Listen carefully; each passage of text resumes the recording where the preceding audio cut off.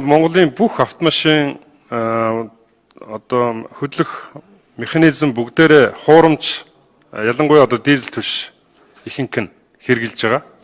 Үүнээс болоод ард иргэдийн одоо портер гэхэд 1 жилийн дотор л одоо аппаратур нэвдэрдэг. 2-3 жил болоод энэ Прусийн карбюратор нь одоо эвдэрдэг. Ийм л болоод байгаа. Тэгээд ер нь бол уул уурхаан томоохон тоног төхөөрөмж маш өндөр үнэтэй 1 тэрбум үнэтэй тэр одоо тоног төхөөрөмжүүд ийм одоо муу зүйл хэрэглэснийхаа үр дүнд маш их тийм одоо эвдрэл гардаг. Тэгээд өнөөдөр энэ бол цэвэр жилд бол нэг ойролцоогоор нэг 50-аас 60 тэрбум төгрөгийг ийм хуурамч бензин шатахуун хийснийхаа үр дүнд цөөхөн 2-3 компани одоо ашиг нь олж байгаа. Тэгээ ялангуяа одоо энэ Орос гаралтай нэг нөхөр Сингапурт амьдардаг нэг нөхөр энэ одоо бизнесийн бараг 70-80% нь хийдэг. Монголчуудыг бүгдийг хохироочоод бидний одоо хөрөнгөөр гадаадад ингээд амьдраад монголчуудыг одоо урдаар оруулчаад явж байгаа ийм нөхдүүд байж байгаа.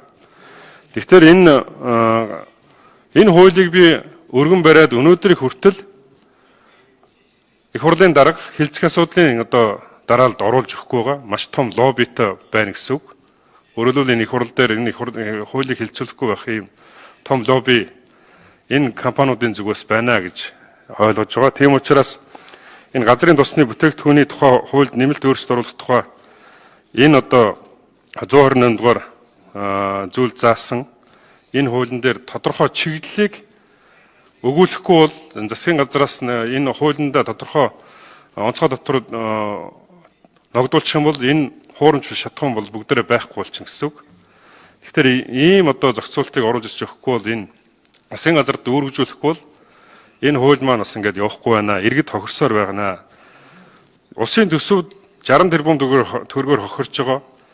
Иргэд одоо ойролцоогоор 300 орчим тэрбум төгрөгийн одоо хуурамч бензин шатахуун одоо хэрглэж байна. Ийм л одоо асуудалтай болчиход байгаа. Тийм учраас энэ одоо хуулийг энэ одоо заалтыг газрын тосны хуулийн дээр оруулж ирж онцгой тодорхой болгох ийм одоо чиглэл засгийн газарт өгч байгаа. Өөр юм байна.